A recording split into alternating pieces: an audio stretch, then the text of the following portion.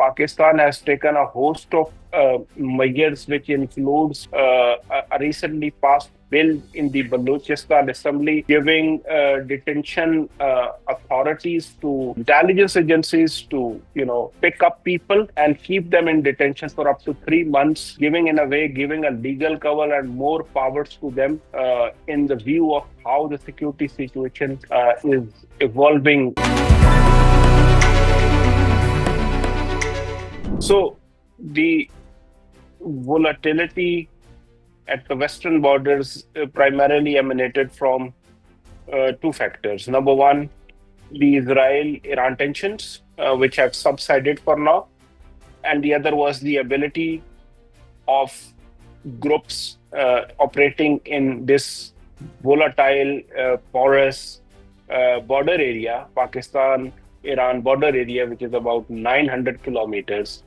Their ability to exploit the vacuum which would have been created as a result of weakening of the Iranian state authorities.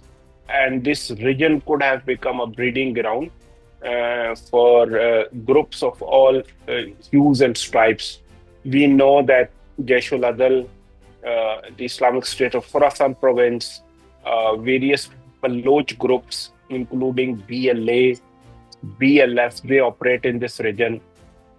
So these were the two threats. Now, with the Iran-Israel conflict subsiding, the Iranian state authority will be intact, but the challenges would still remain. Now, as far as insurgency and other terrorist groups are concerned, I think they remain a challenge. Pakistan has taken a host of measures, which includes a recently passed bill in the Balochistan Assembly giving detention authorities to the intelligence agencies to, pick up people and keep them in detention for up to 3 months, giving a legal cover and more powers to them in the view of how the security situation is evolving at those borders as well as in Balochistan. Now, that law has raised legitimate human rights concerns as well, because it gives a lot of authority to the law enforcement agencies and points towards further securitization, giving, detention, surveillance powers to law enforcement agencies. And in a way, it gives them the license to pick up people without, charge sheeting them. So whether that would improve the security or not remains to be seen, but it has raised some legitimate human rights concern.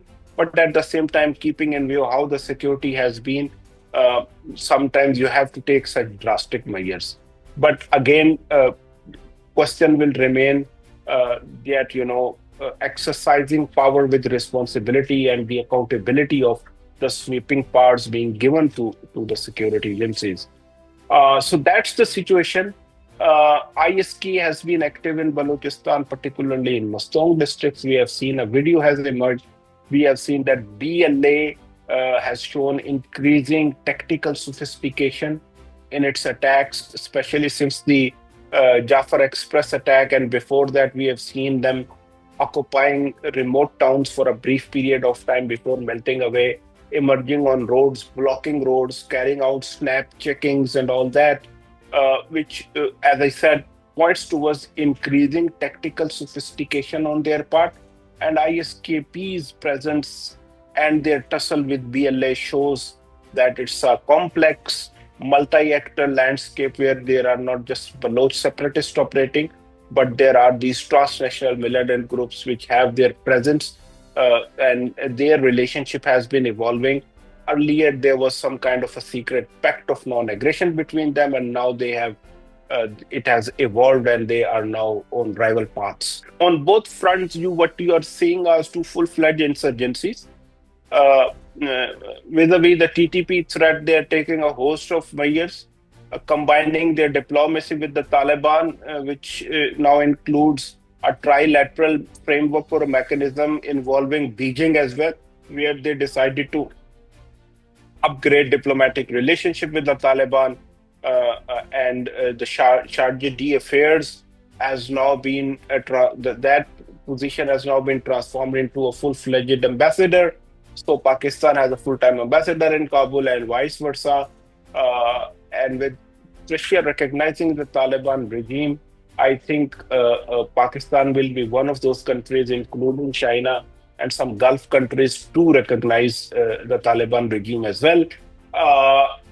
So they have taken those steps, and in return, the Taliban issued a religious ruling declaring that participation of its nationals in cross-border attacks, which of course is referring to participation of Afghan nationals in terrorist attacks in Pakistan, as unlawful. It was a confidence-building measure, but then we saw a big suicide attack on June 28 in North Waziristan, which was a setback to these steps being taken to improve ties. But I think that trajectory will continue. So what I'm saying is, at one hand, there are diplomatic efforts.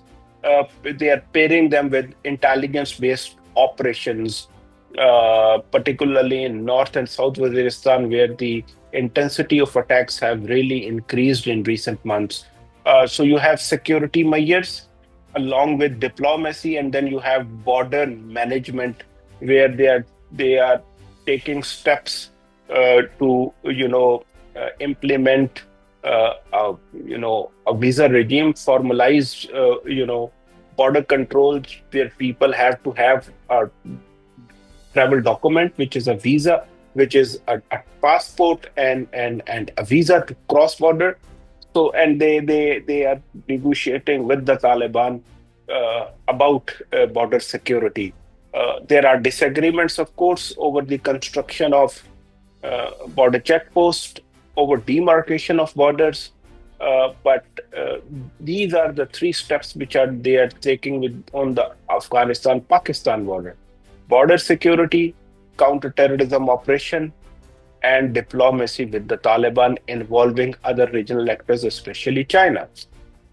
Then you have Baloch insurgents. I think, as I said, they have passed a law in Baloch Assembly giving more powers to Pakistani security forces to arrest people without charge sheeting them, which has raised legitimate human rights violation concerns.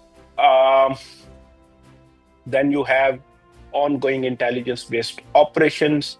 But the problem remains that this is an effort to seek a security solution to what primarily is a political problem.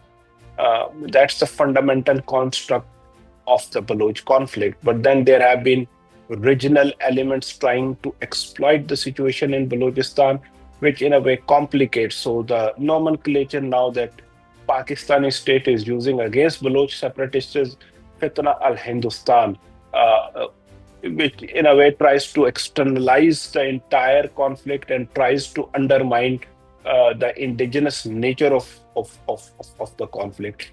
And it also points towards, a more securitized and a militarized approach, where there will be no political process or no negotiations as such, but more intensified and entrenched operations in Balochistan.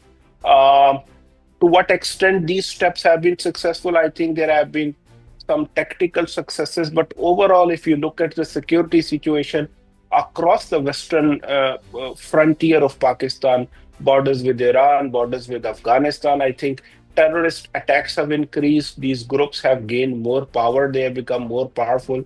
They have been able to, undermine the threat of the state, moved into ungoverned spaces. So tactically, there have been some successes, but overall, the challenge remains. And the fact that attacks have increased, the fact that these groups have become more powerful, means that whatever our security paradigm is, it is not working in a desirable manner. Time and again, several steps have been taken, but one needs to critically scrutinize those steps and their efficacy.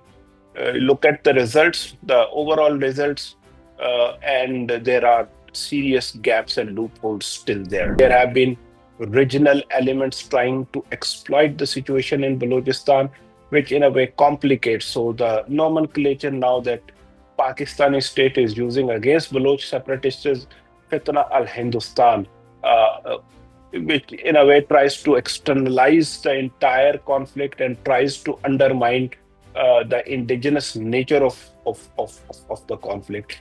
So technically there have been some successes, but overall the challenge remains, and the fact that attacks have increased, the fact that these groups have become more powerful means that whatever our security paradigm is, it is not working in a desirable manner. Time and again, several steps have been taken, but one needs to critically scrutinize those steps and their efficacy. Look at the results, the overall results, and there are serious gaps and loopholes still there. Two areas where ISK has very strong presence in Pakistan, one is Bajor, the other is Maston. I would rather categorize and classify these attacks as acts of desperation to remain relevant. Because if you look at the overall threat picture as far as ISKP is concerned, their propaganda output has gone down. Their attacks, the intensity and frequency has decreased across Afghanistan, Pakistan, and their overseas attack capability has been downgraded as well. Not a single overseas attack has been attributed to ISKP in the overall ISIS network this year. One of their main person, Muhammad Sharifullah, was arrested, handed over to the US by Pakistani authorities from Balochistan earlier this year. More recently, a Turkish official, a Turkish national affiliated with ISKP was arrested by Pakistani authorities in a joint Turkish-Pakistani counterterrorism operation. This person was primarily responsible for running ISKP's Turkish and English propaganda. So I believe in overall there have been some successes against ISKP, and the attacks which have taken place could be a reaction to these developments, and they are acts of desperation. ISKP is definitely down in Afghanistan, Pakistan, but it is not out. This group is capable of reviving. It has always shown resilience in difficult times. It leverages its alliances with like-minded local groups to stage a comeback, and it is capable of bouncing back. So recent attacks are more out of desperation to show that they are not eliminated, not obliterated, still relevant, still potent, still capable of mounting large-scale attacks. ISKP did the same in Afghanistan once they lost territories in Nangarhar. Instead of focusing on recapturing the territory, they moved their center of gravity to high-profile attacks in urban areas, especially in Kabul. So through those attacks, they tried to show that loss of territory makes no difference to them. This will not be a strategic, but rather a tactical engagement. Counterterrorism alliance between Pakistan and US on ISIS never collapsed. It was always in place. It will remain in place. Doesn't mean there will be a renewed engagement. Doesn't mean that US will have any footprint here, but they have some residual capacity. They worked. So the previous model under which the US counterterrorism worked under the global war on terror was US-led partner-enabled framework of counterterrorism. Now it is more partner-led US-enabled framework of counterterrorism. So the country taking the main lead against ISIS here is Pakistan, and US is enabling those operations. If they have intelligence, they share those intelligence. Wherever they can partner, they do partner operationally. That partnership involves enhancing surveillance capabilities, counterterrorism operational capabilities, providing technical equipment, training of law enforcement agencies in counterterrorism, among other things. So I think this is partner-led, which is the Pakistan-led US-enabled counterterrorism partnership against ISIS, where I believe what the US is doing is sharing intelligence, and what Pakistan is doing is they are following those leads and operationally executing some of the raids to arrest ISIS KP people and degrade their networks in this part of the world. So this partnership will continue because ISIS-K is one of those groups which is capable of carrying out overseas attacks from the region. So there will be an eye on the group, and that tactical counterterrorism partnership will remain firmly in place, irrespective of political or geopolitical developments.